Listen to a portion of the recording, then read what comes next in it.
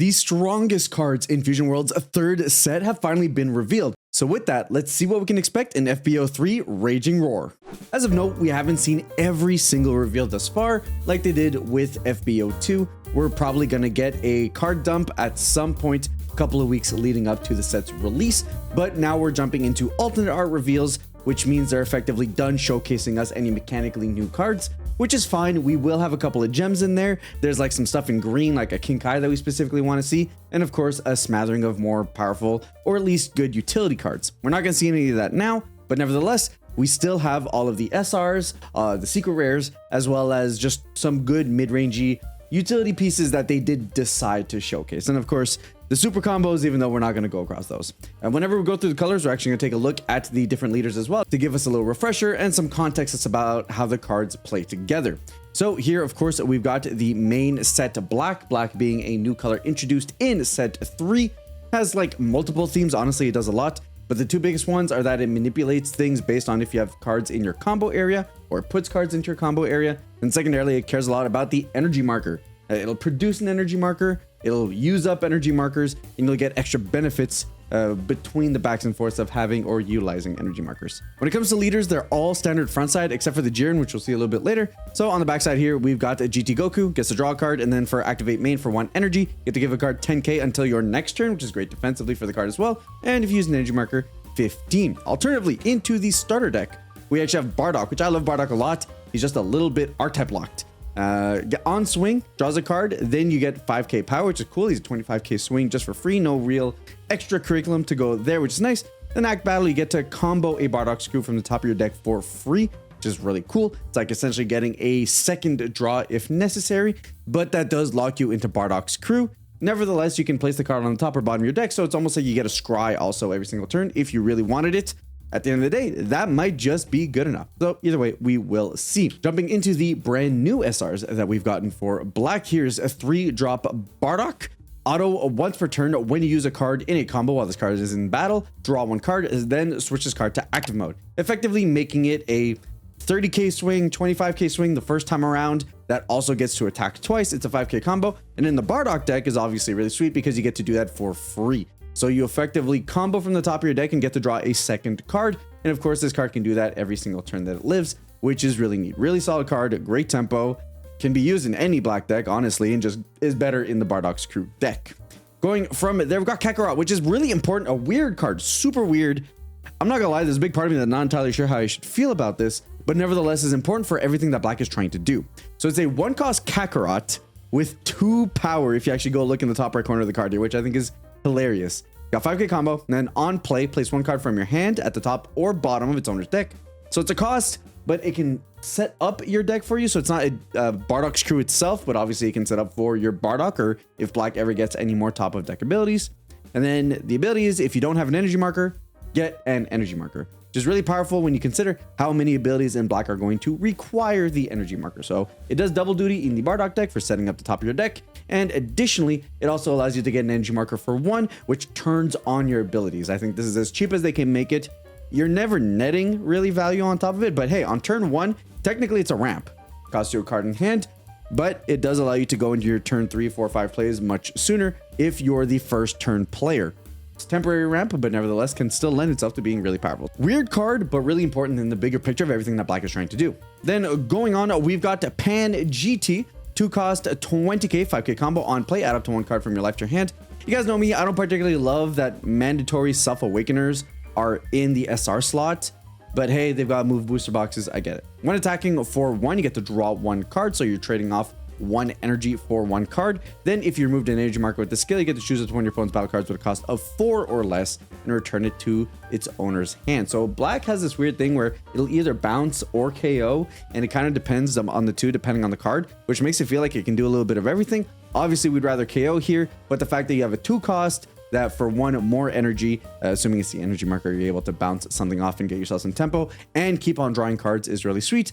She nets you 2 cards, assuming you have the energy to be able to do what you want to do, especially if you go like turn 1 Kakarot, you get the energy marker. Obviously, you lose the card from hand, but you get the card back if you're able to pan, take the life, then be able to bounce something out of your opponent's board. I don't know. There's some lines there that can kind of bring it together. I think it'll be a little bit wonky and won't always play out fantastically, but at the end of the day, it's an on-play Self-Awakener, which is more than what it needs to be. It's a 20k attacker and it's got 5k combo. Plenty fine on the stat side. Then we've got Son Gohan GT, a 3-cost 20k, 10k combo on play. If you have an energy marker, choose up to one of your opponent's battle cards with a cost of 3 or less and KO it. That's just really solid. The energy marker needs to be on board. So effectively, you're not utilizing it to be able to burst this out, aside from just getting a 20k. But nevertheless, the fact that you're able to contest your opponent's 3-drop with this and then maintain your energy marker, which keeps you ahead. Honestly, super strong card, 10k combo, so there's no real hurt in including in your deck. It's almost like the set 1 SR Goku that can pop a 20k or less, but in black with the 10k combo. Incredibly solid card, honestly, super strong. Then we're jumping into the extras before we jump into the secret rare. So we've got 10x Kamehameha, activate main, choose one, choose up to one of your opponent's battle cards with a cost of 2 or less and KO it. So just a clean remove for 1. The really strong part though, if you removed an energy marker this way, choose up to 2 of your opponent's battle cards with a cost of 3 or less and KO them. Very saucy. For 1 energy, being able to get rid of 2 of your opponent's 3-drops or less is stupid strong. So this card's incredibly good. Obviously, it's activate main. It's not as flexible as other cards you may have. It's not comboable, so it can be a little clunky.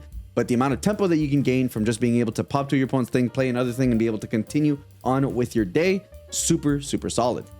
Then we've got the secret rare. So black did indeed get the secret rare. Son Goku GT SS4 was definitely the prediction we all had for the secret rare, and I'm really excited to see what the alternate arts are going to look like. The 4-cost 3 specified black, 30k, no combo.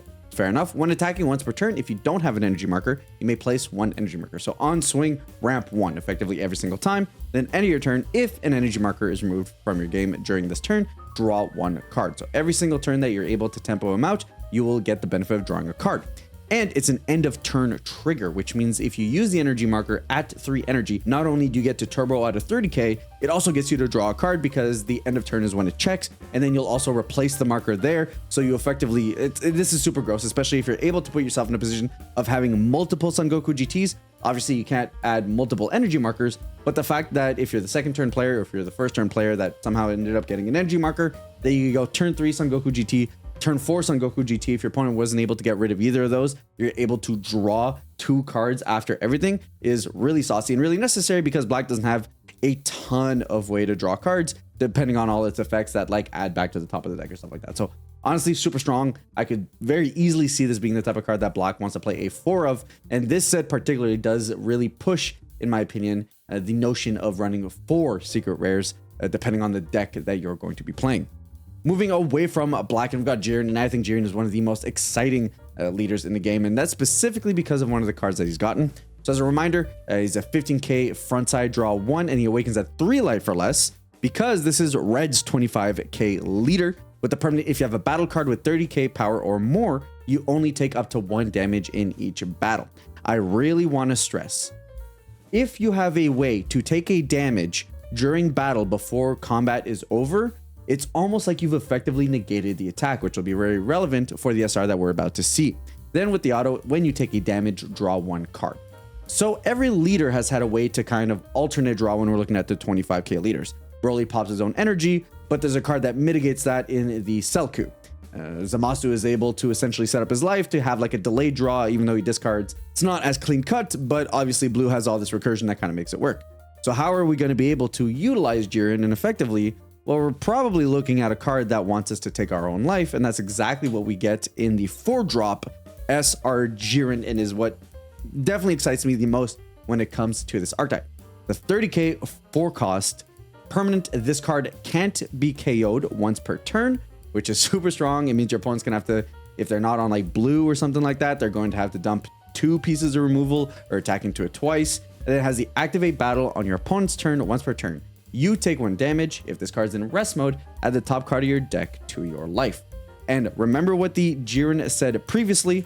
You have a battle card with 30k power or more, which that Jiren is. You only take 1 damage in each battle, which means if your opponent's attacking into your leader and you used 4-drop Jiren to be able to take a life, you took the 1 damage that combat, you will no longer take additional damage. So for every copy of Jiren that you have on board, you effectively have 1 turn of negation, which is super strong. And of course, when you take damage, you draw 1 card, and then the Jiren itself allows you to be able to take a life, which means you're effectively drawing 2 cards every single time you do this, which is incredibly strong. So honestly, if you're in a position where your opponent plays 2 Jirens on you and you aren't able to contest it, you effectively lose because you are drawing 4 cards a turn, which is incredibly strong, plus being beaten in by 30Ks.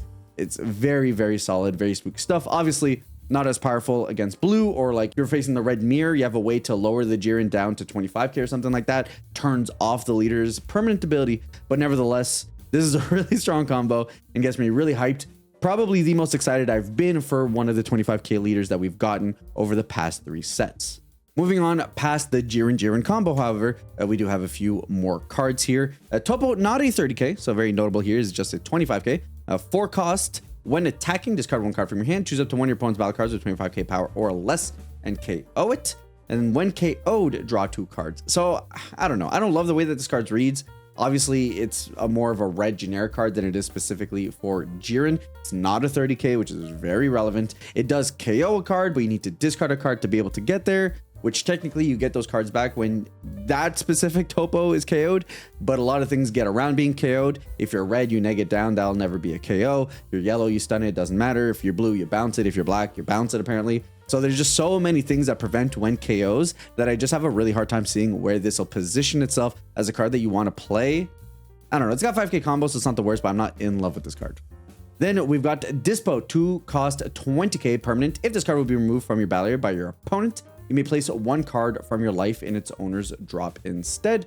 So it's a great way to have a sticky 20k on the board, and obviously you're able to put yourself in a position to awaken much quicker. You're not going to get the cards in hand, but if you really want to force yourself into awakening position, you can do that. When attacking, choose up to 1 of your opponent's battle cards with 5k power or less and KO it. The 2 cost that gets rid of 1 of your opponent's 1 drops is welcome as well. Then we've got It's Over, 2 cost activate main. If you have a battle card with 30k power or more, which obviously 4-drop Jiren, the 4-drop Vegeta that we saw in our previous spoiler video, choose all your opponent's battle cards with 25k power or less and KO them. So we've got the Beerus effect now, but effectively for 2 energy, just with a little bit harder of a condition.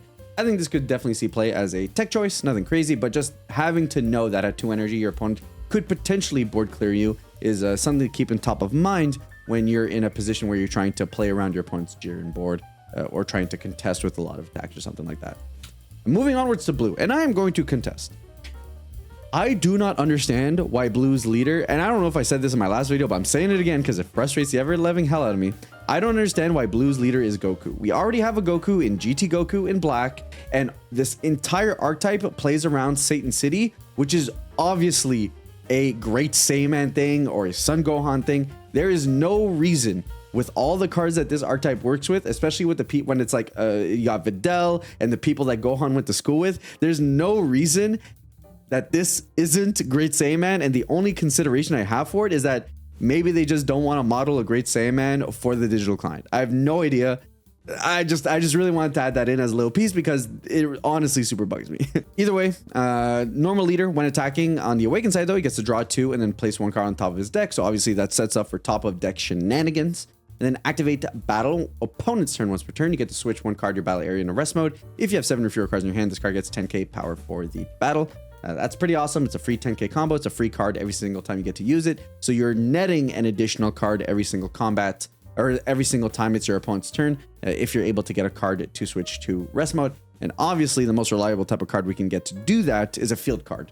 It's not going to give our opponent a target to be able to attack into, and it means our opponent won't have the easiest time in the world to be able to remove it, and some colors just straight up cannot. And luckily for us, we did get a field card, so we'll go see that in a minute. But looking at the SRs, we start off with Videl, 2 cost 20k when attacking. If you have 7 or fewer cards in your hand, add up to 1 blue non-Videl card with a cost of 3 or less, and Earthling in special traits from your drop to your hand. This is essentially big peel off, which is probably good enough. It doesn't do some self-awakening things, which can be a little bit tough as your 2-drop, but if you want to be more defensive as a blue deck.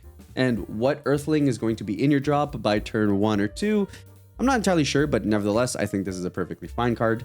I think it's not an auto include depending on what you're trying to do, but I think just like peel off any type of recursion is something that's very welcome in blue. She effectively says tutor almost, over half of what your deck may be if it's Earthling based into your hand from your drop, which is very powerful in the late game, where you could be in a position to play 2 or 3 Videls that all draw a card.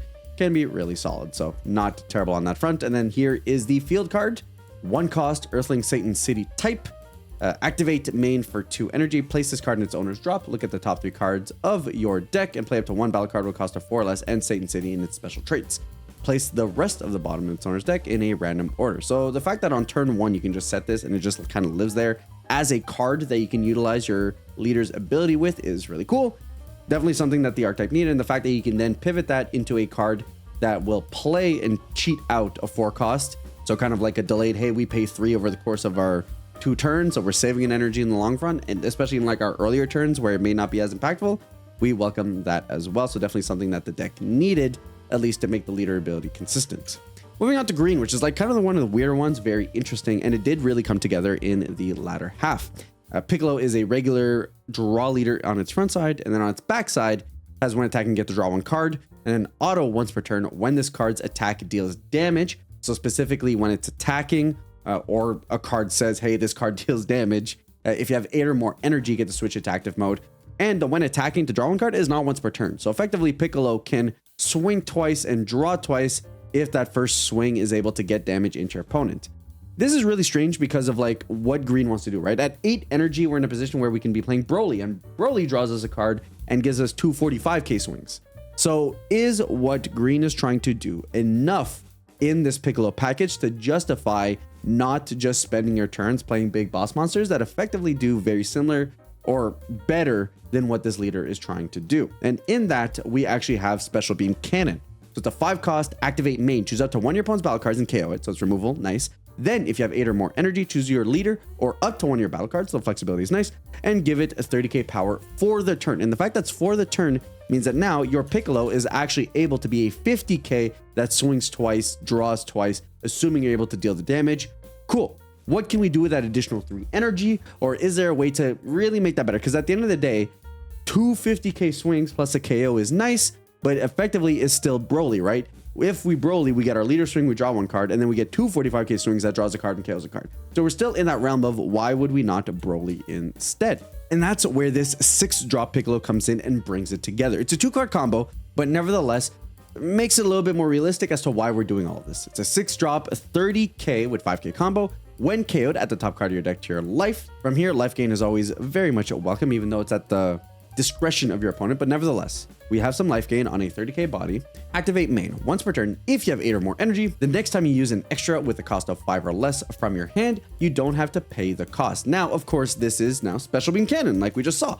5 costs, so now for the cost of 6, we're KOing a card, we're turning our leader into a 50k, and we have a 30k attacker that can also net us some energy, and we still have 2 energy up, which is really great. And of course, we always have the flexibility that if we don't have the Special Beam Cannon, we can use Piccolo's ability instead to use like a free meteor or, you know, any other extra card that may exist in green that's at 5 or less. And then from there, we have 2 energy to be able to play with once we're at 8 energy. Of course, we could Sensu Bean. We can use Earth Destroying Kamehameha, which is sells 2-drop that allows us to be able to be more defensive. And then we're just about to see that the Secret Rare plays really well into this. Just as a notable card, we finally have a 2-cost ramp. So Scouter is activate main, choose up to 1 card from your opponent's hand, reveal it. If the revealed card's cost is less than or equal to your energy, you have to add top card of your deck to your energy in a rest mode. So obviously it works better in the late game, but you could potentially high roll your opponent on turn 2 and maybe get a 1-drop or 2-drop out of their hand. So you could, but the fact that if you whiff on this feels really bad makes me feel like you don't want to do this. But I think it's worth noting that we do now have a 2-cost ramp technically. But the secret rare, I did not expect green to be the recipient of the 2nd secret rare this time around when we rat back around to black obviously having one, and then what other color would get one again. But it does look like it's green. It does look like it's another Sun Gohan at 2-cost 20k. So 2-cost does fit in with playing the 6-drop Piccolo as a permanent on your turn. If you have 8 or more energy, your leader gets 20k power. So now with the 6-drop Piccolo SR and this card and Destructive Beam Cannon, we are in a position where our leader is now a 70k that can swing twice, draw 2 cards, we KO'd a card, we have a 30k attacker, and we have a 20k attacker. It's a lot of pieces, but by the time you get to 8 energy, that shouldn't be so hard to put together. And of course, these stack. So if you have multiple Sun Gohans for whatever reason, the turn afterwards, you can dump multiple of them and bump up your leader by 20k every time. Very slick. And when attacking once per turn for 2 energy, add the top card of your deck to your energy and rest mode. So in the early game, it's even a ramper, which is fantastic. Obviously, you need to play him out and then the turn after be able to ramp with him. But nevertheless, I think that opens up some really solid lines of being able to board control while ramping. It's something that green really welcomes. So honestly, super solid card. Not going to be a 4 of in every deck, but in Piccolo is probably a solid 4 of contender. Moving over to yellow, and honestly, this was the hardest color to evaluate because the leader really focuses around a special trait, which we hadn't seen any of the cards before. Majin Buu is a typical 15k draw on its front side and on its back side. It draws one on swing, and then at the end of the turn, you get to play up to 1 battle card with a cost of 2 or less, and Wicked Soul or Evil Wizard in their special traits from the hand. So obviously, this is only as good as the Wicked Soul or Evil Wizard cards that we are able to play. And with that, we finally have some of the 2 drops that we're able to get. So Pui Pui is a 15k blocker with 10k combo. On play, you get to choose up to 1 field card with a cost of 2 or less in your opponent's battle area and place it in its owner's drop. So that's rough. At the moment, it only hits a Tournament Power Arena as well as the school that we saw in blue just now. So nothing crazy there, but again, you are getting a free blocker, which is always very much welcome. Blockers are in this iffy position where they never feel great to play, but if you're getting them for free, there are actually some nice situations in which you're forcing your opponent to play off curve in a certain way to be able to attack the cards or your leader in the way that they really want to. And that's a theme that we're going to see across all of these cards. We've got Spopovich here, 2 cost 20k on play. Choose up to 1 of your opponent's rest mode battle cards with a cost of 1 or less and KO it. Honestly, here you're just doing it primarily for the 20k body, and if you happen to be able to KO 1 drop, neat. Then finally, we've got Deborah, 2 cost 20k 5k combo blocker. So once again, another blocker. And then when blocking, choose up to 1 of your opponent's battle cards with a cost of 2 or less and switch to rest mode. Obviously, not as great when you consider that your opponent can sequence in a way where that when blocking never matters, but you could force them to sequence in a way that they didn't want to. And again, you're just getting another free 20k body. You're getting a free blocker, and that can't be ignored in terms of just cheating energy turns over turns over turns. Realistically though, nothing amazing in the what you can play. It's really just kind of these techie blockers that you can get. And then when we look at more things that you can do, now we're looking at costs of 3, 4, and more, specifically here like the Vegeta SR. 4 cost 25k 5k combo, activate main once per turn. Choose up to 1 of your opponent's rest mode battle cards with a cost of 3 or less and KO it. Then switch this card to active mode. Super welcome. 25k can attack twice, obviously not being a 30k, but it's a rough position where some decks are really annoying unless you can get to that 30k threshold. Yellow really is the king of 20/25k beatdown. Nevertheless, the fact that you get a 25k attacker that can swing twice and that you can KO a battle card in rest mode is nice, especially since you can curve out on 4 and punish your opponent's turn 3 play. Then we've got Para Para Pow, which is a 2 cost activate main, switch up to 1 of your Bobby battle cards to rest mode, which your Bobbies cost 1. So effectively for 3 energy, you get to choose up to 2 of your battle cards with a cost of 4 or less and Wicked Soul in their special traits and switch them to active mode. Nothing amazing, but obviously can put yourself in a really neat combo deck if you are now attacking with your cards 3 to 4 additional times than was expected to originally. So nothing crazy, but hey, it's a cool tech piece to include in a deck in which you're just dumping out a bunch of free bodies. If you can turn those free bodies into dual attackers and triple attackers when necessary, super cool. Then we got Final Explosion. Yellow finally has a way to deal with wide boards. Kinda. It's a 3 cost yellow extra activate main. Choose all of your opponent's battle cards with a cost of 3 or less and switch them to rest mode. Then choose up to 2 of your opponent's rest mode battle cards with a cost of 4 or less and KO them. Yellow has always struggled with wide boards. Naturally, there are ways to keep your opponent's cards stunned in a way that never really matters how wide they go.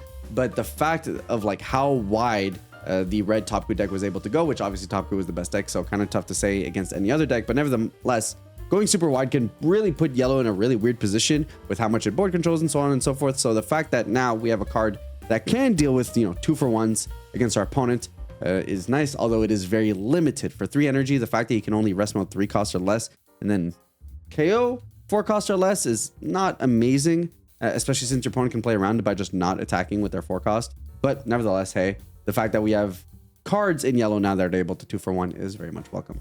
And then finally, we have the most powerful card revealed for FBO3. Farmer with a power level of 5 is the first 0 cost battle card in the game with a combo of 5,000 and a power of 5. I think this card is awesome. It feels like the community's been talking about Farmer with a shotgun for like literally since the release of the game, like at this point, what, 6-7 years ago? So the fact that they finally gave it to us is really neat. And look, I'm under no preconceived notion that the card's amazing, but the fact that we have a 0 cost battle card may actually have some kind of utility at some point in the future. It's a zero cost earthling, which means it works with like Ginger Town and stuff like that. There's a lot of nuance in which this card existing, as stupid as it is, could potentially see for some really fun stuff. And you guys know me, the deeper we get a card pool with more interesting cards like these that we can build around, do different things with, and try and do more interesting things with our builds, I think will lead to a really fun time. Of course, this is just the beginning. Even though these are the most powerful cards, we have so many cards that we haven't seen yet. So I'm really excited to start seeing how the entire set breaks out and how we can start building, especially with black. I think it's going to be a ton of fun. Really looking forward to exploring that new color and everything that the set introduces to shake up the meta. With that said, I'll catch you guys on the next one.